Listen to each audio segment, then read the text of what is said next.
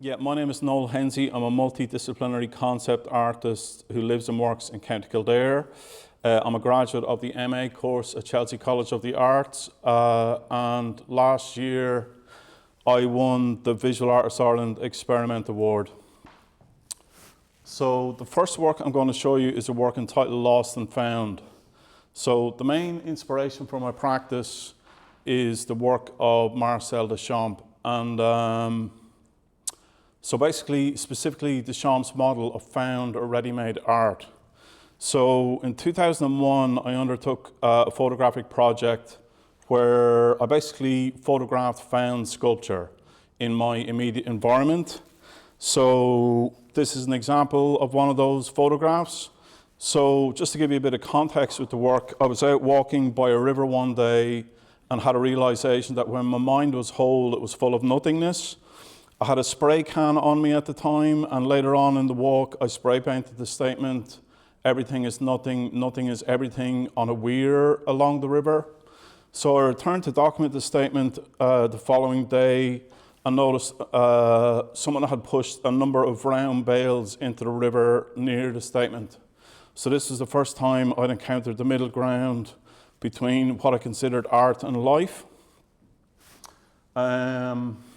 So yeah, I'm just going to go in and out of PowerPoint here.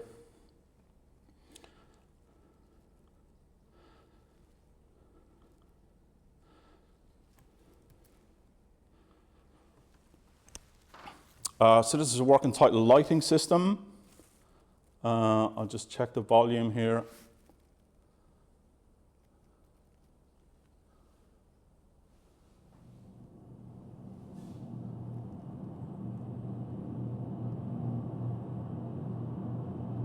So yeah, Duchamp's practice was primarily, his found or ready-mades were primarily sculptural.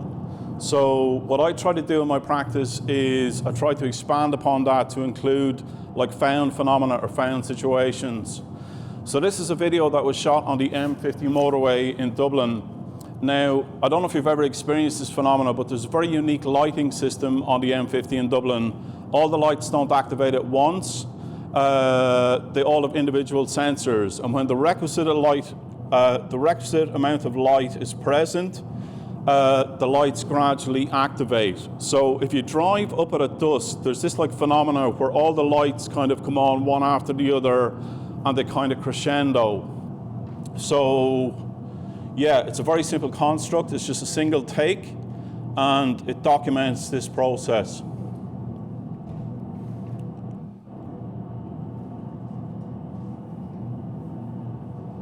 So the other main inspiration for my practice, apart from Duchamp, is the practice of meditation.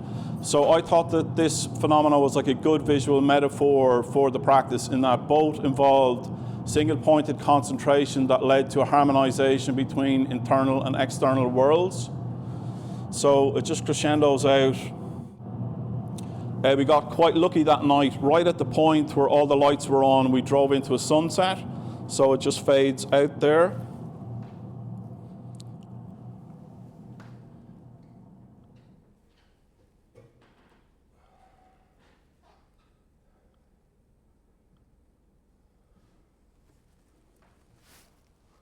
So yeah, in 2008, I got accepted into a course in Chelsea College of the Arts called a Postgraduate Diploma in Fine Art. And getting into Chelsea was a lot like that scene from The Shawshank Redemption, the film The Shawshank Redemption, where the central character writes 2 letters a day for 7 years in order to get funds for the prison library. And when he does get the funds, he says it only took 7 years. So getting into Chelsea only took me 5 years. When I was there, I made some work that was inspired by British culture. So one of the cultures I was inspired by was mods. So I don't know if you've ever seen the film Quadrophenia, but basically mods had a practice of accessorizing their scooter vehicles with additional lights and mirrors. So again, this is a ready-made, an assisted ready-made, and it involves one of those scooter modifications mounted on a speaker stand. So I'm just going to go out a PowerPoint again here.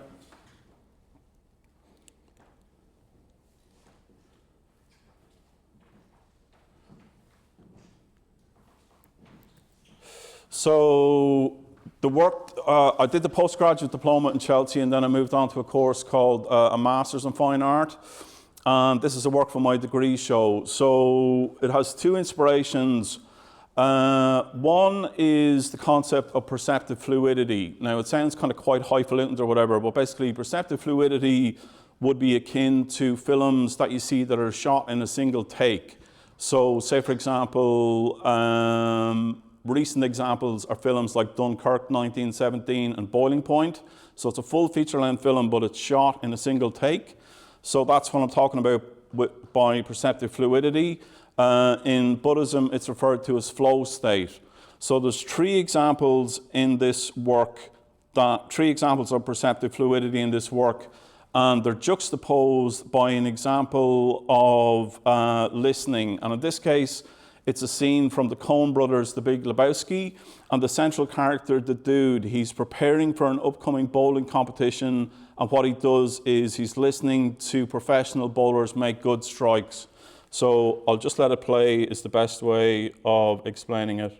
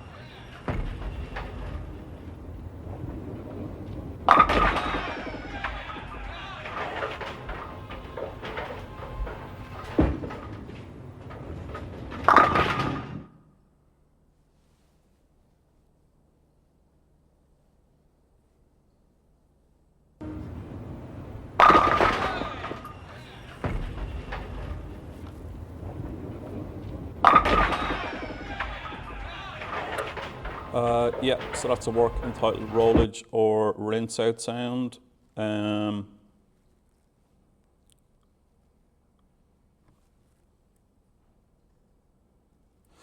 So between the postgraduate diploma and the MA in Chelsea, I did a residency in Cala Institute in Berkeley in California. And one of the things I used to do when I was in Berkeley was I would travel into San Francisco city center with a camera and just shoot what people call street photography. So this is one of the photographs from that period. It's entitled Death is Here. So it was literally the photographic equivalent of shooting fish in a barrel. So there was commuters that were coming out of the city and they were stopping at the traffic lights. And in the background, there was a found statement, "Death is here," on an entranceway. So yeah, it was just a very kind of simple kind of take. I stood in the same position and shot like a number of commuters coming out of the city. So basically, the work is a meditation on the unknown time of our own death. So this is a work entitled Spatial Definition. So after the MA in Chelsea, I moved back to Ireland, and you know, Chelsea is considered one of the best art colleges in the world, but there was very kind of little professional practice taught in Chelsea. And when I came out of Chelsea, I didn't, you know, I really didn't know kind of how the art world worked. I was back in Ireland, I didn't have a studio, so I kind of made like smaller works. So just to give you a bit of context with this work, a friend of mine was in a house share in Dublin, and one of the people in the house share with him was psychotic at the time. And one of the practices he had was he used to demarcate the communal milk with the various levels of content to kind of mark his own territory or whatever. So basically, yeah, I just recreated that. And what I'm interested about the work is, although it's a ready-made, what I'm interested in is the kind of how space is kind of interpreted with it. So he's trying to demarcate various levels of a space that's constantly changing, and then the fact that the cap is off the top of the milk carton. There's no differentiation between the space inside the carton and outside the carton.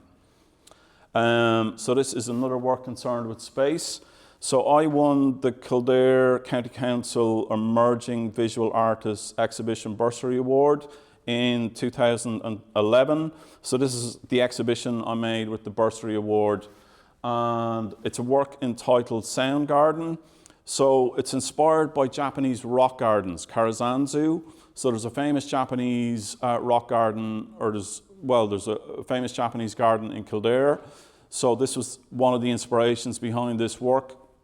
So what I did was, instead of having rocks in the gardens, I have speakers, and in turn, the sound emitted from the speakers represent traditional elements found in gardens. So say, for example, the two speakers up the middle left, they contain a sound sample which pans from the left to the right speaker and back and forth, creating an aural bridge. So this is just a close-up of the installation. So this is the garden's fountain. So it plays a sample of running water on a continuous loop. So again, I'm kind of back in Ireland, and I'm making work trying to figure out how the art world works. This is a series that I made called Homage, or the Old Crazy Eye series. There are two homages to painting. The one on the left is a homage to Picasso's self-portrait facing death, and the one on the right is a homage to Basquiat's Untitled Angel. So the homage, Old Crazy Eyes #1, after Picasso's self-portrait facing death. I don't know if you've ever seen that painting, but it has two very kind of unique eyes. One is kind of quite small and penetrating, and the other is quite dilated, and then they're kind of askew. So basically, I was traveling back from London to Ireland from my auntie's funeral, and I noticed a similar effect on the overhead lighting system of the train's carriage. So what I did was I bought two of those lights and mounted them in a piece of 5'3" MDF to represent the physical height of Picasso. And then the work on the right is after Basquiat's Untitled Angel. Again, another painting that has very kind of unique eyes. They kind of bleed, or it's like there's kind of like a liquid kind of coming from them. So what you're looking at there, you might see people who like to drink a lot buying large quantities of wine from like Tesco. And there's like a wine holder where you can put like 6 bottles. So this is one of those wine holders turned on its side with 2 bottles inside a brown paper bag. So yeah, this is an exhibition I did in 2017. So I turned 40 in 2017, and it's kind of a thing as I get older, I kind of think about my own death more and more. So in 2017, I did a show in 8 Gallery in Dublin entitled So You're Going to Die. So the work on the left is a work called End Credit, and it's mounted in a doorway in the gallery. So like that, it's like a doorway into the unknown. And the work on the right is entitled Memento Mori. So I'm just going to come out of PowerPoint again.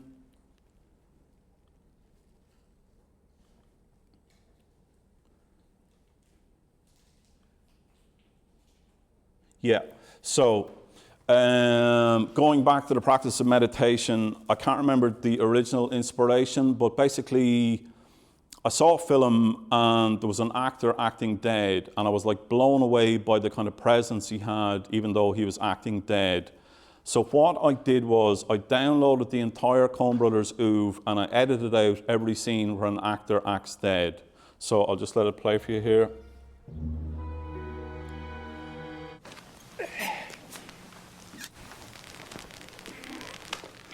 So it starts off with shots of actors acting dead with partial body shots. It progresses to other actors interacting with actors acting dead. Longer durational shots of actors acting dead. Multiple actors acting dead at the same time.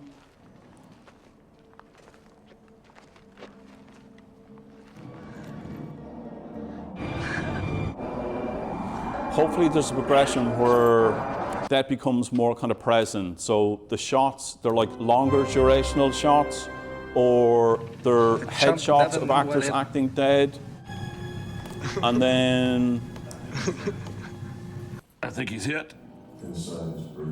Finally, actors breaking the fourth wall and staring directly into the camera as they act dead.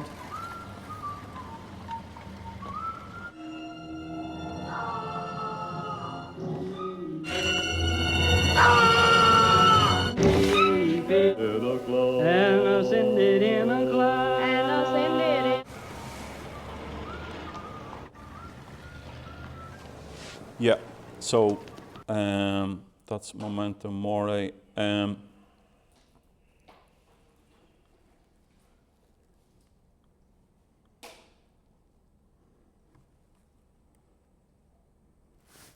So this is another installation shot from So You're Going to Die. So the work you saw earlier, Death is Here. There's a development of that on the right-hand wall. Over the fireplace in 8 Gallery, there is a work entitled Fresh Number 2. So this is Fresh Number 2. So Fresh Number 2 is a 3.5 foot tall mirrored magic tree car air freshener. And one of the interesting things, I don't really kind of research as an artist, but one of the things someone told me when I was doing this So You're Going to Die exhibition was, it's a common belief in death that it's actually not a God figure that like judges you at the end of your life. It's more so you judge yourself. So this was like an important work, or like mirrors were important in this work, in that it's about kind of like, you know, you gathering or composing yourself through self-reflection. So, yeah. So this is another work I made in 2017. It's called Synchronicity or Marathon, Not a Sprint. So basically it's a pair of Snickers work trousers filled with Snickers bars. And the reason I made this work is because synchronicity, it's a Carl Jung term. It happens to me all the time with art. So I'll give you an example. A number of years ago, I wanted to make an artwork out of a Renault Laguna's car's hatchback. And I can't count the amount of times that in the moment I was thinking about that sculpture, I actually saw a Renault Laguna. So what I decided to do was, instead of make the Renault Laguna sculpture, I made a work about synchronicity itself. So synchronicity, kind of how it comes about, is basically obsessive thinking combined with chance and occurrences and encounters. So basically the Snickers bars represent the obsessive thinking, and then the Snickers work trousers represent the chance occurrence. So you have two like very kind of disparate products that have the same name. So yeah, sorry, I'll just get this here. This is a work I made in 2021. You might have seen it at the RHA annual in 2022. But basically it's a work called Rejection. So kind of going back to kind of Chelsea and not being kind of taught like a lot of professional practice, I came out of Chelsea and I had no idea how the art world worked, and basically I got into a habit of writing applications. So this kind of turned into like an addiction where I was doing about 45 or 50 applications a year, and it was, you know, it was basically how I thought the art world worked or whatever. And when you do 45 or 50 applications a year, you receive a lot of rejections. So basically, you know, it gets easier over time. It just kind of becomes normalized or whatever. At the start, you can take them quite personally, but after a while, it just becomes normalized. Anyway, in 2021, I received 3 rejections in the same week, and I was WhatsApping my brother about it, and he sent me a image of a letter an academic in America had written to an institution, where he was basically rejecting the institution's rejection. So what I did was I copied and pasted all the rejections that I received since, and I made an art world version of what the academic had done. So it reads as follows: Dear Art Institution, thank you for taking the time to reject my submission. Having viewed the many rejections I've received in the last few weeks, it is with great regret that I must inform you that I am unable to accept your rejection at this time. As every year, I had an overwhelming response with hundreds of rejections, and once again the task of narrowing this list down, representing all the various exhibitions, residencies, publications, galleries and institutions, was extremely difficult. Because of the large numbers of rejections, I am unable to give you feedback. I would like to thank you again for your rejection and wish you the very best for your future projects. Yours sincerely, Noel Hensey.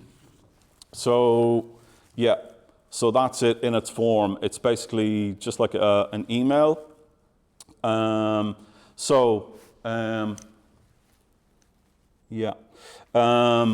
So I've always described my practice as being about openness. And as you might have seen, there's like an element of humour in my practice as well. So I got accepted for an exhibition in Newcastle in the UK last year, and there was 2 works in the exhibition. One of them was a site-specific sculpture inspired by a 1980s American sitcom called Police Squad. I don't know if you remember Police Squad, but Police Squad was a precursor to the Naked Gun films. They both starred Leslie Nielsen, but there was a lot of visual humour in both the series and the film. So in the series, there was a running joke where Sergeant Drebin, or Lieutenant Drebin, I'm not too sure, on the left is in a police lab with a lab technician, and they're walking from one room to another. So I'll just let it play for you here.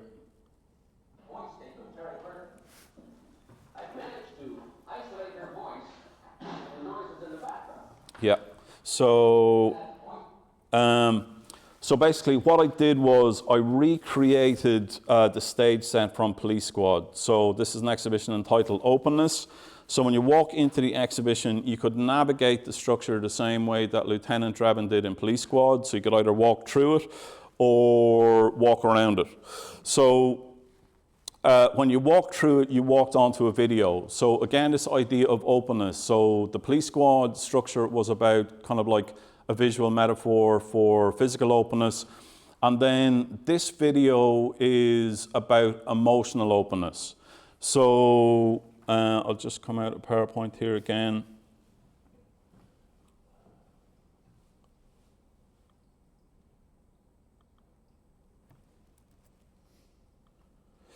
So yeah, the Safari web browser records your last 365 days of internet history. So what I did was, again, it's a very simple construct. I just took a screen grab of the entire web history for a year. So that's what visitors see when they walk into the gallery. The other thing that I did with the video was I slowed it down to half speed so you can register like each URL. So yeah, that's it. It's a very kind of simple construct. But again, about this kind of idea of openness, like putting everything out into the open and, you know, kind of like warts and all. So yeah, that's history.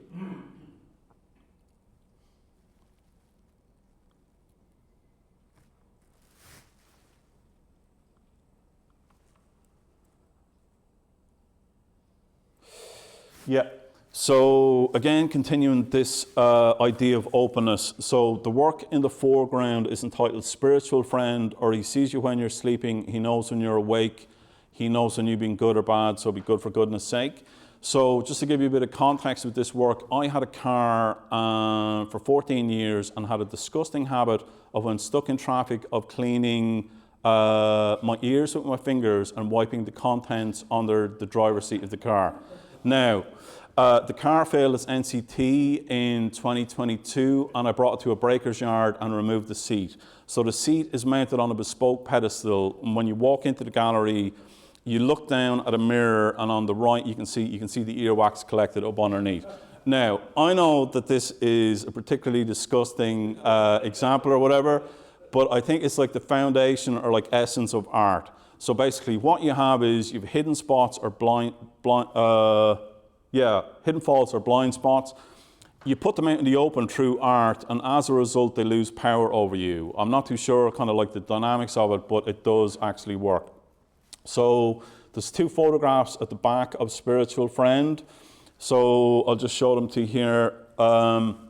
So basically, just to give you a bit of context with this work, I was released from a psychiatric ward in Naas General Hospital in 2011, where I was diagnosed with a mental health condition, schizoaffective disorder. And so I don't know if you've ever heard of schizoaffective disorder before, but it's part schizophrenia, part bipolar disorder. So basically, when you are schizophrenic, you're psychotic basically, and when you're psychotic, you get quite high, like uncomfortably so at times. So basically, I've come out of Lakeview Psychiatric Ward. Two things happened. I had to move back in with my parents at the age of 35 because I needed support. And then the other thing that happened was I came down off the high and I started drinking quite heavily as a way to deal with the low mood. So basically, because my parents aren't really drinkers, I had to be a secretive drinker. So this is two shots of the wardrobe in my room where I was hiding alcohol up the on the top shelf. And basically, it was like ongoing. So it's like a whole series. But again, it was kind of like, what I did was I made it into art. So like I was going through something, I made it into art. And again, about this kind of thing of like putting it out in the open, it kind of lost power over me. So that was like the start of my recovery from alcoholism. So yeah, I'll just show you a recent work now.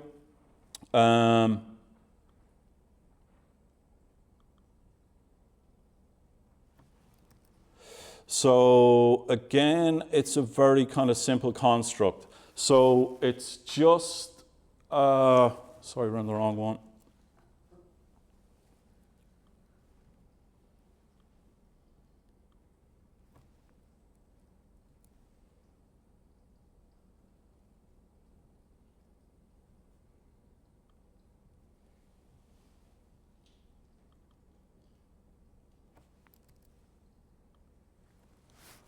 Yeah, so it's a very simple construct. It's just a Google homepage, and I've literally just replaced the word Google with God. And probably the most interesting thing about the work is the blinking cursor. So, this is a very new work. I haven't really kind of thought about it too much, but basically, with the blinking cursor, basically, are you like waiting for God, or are you searching for God, or, I don't believe in a God myself, and if I do believe in anything, I would believe in like godliness, that like we are like capable of like godliness, and it's something my Buddhist teacher used to talk about, that's kind of like, what Buddhists believe as well, that like humans are capable of like godliness, and as a result, he called it the most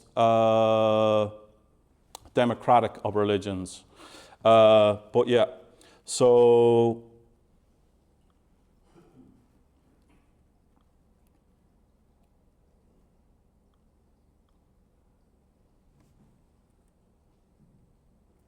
yeah.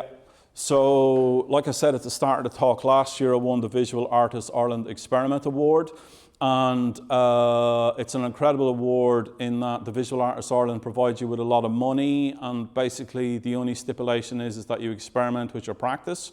So I hadn't been in a sculpture workshop since Chelsea in 2010.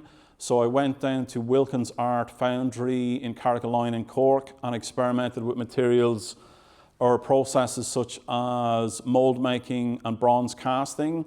So this is the work you saw earlier on, Spatial Definition, and it's a high polished cast bronze version of that work. Thank you to Basic Space, thank you to Siobhan, Laura and Ella, and thank you to the Hugh Lane for hosting me. Thank you. Cheers all. Thanks, Siobhan. Thanks, Siobhan.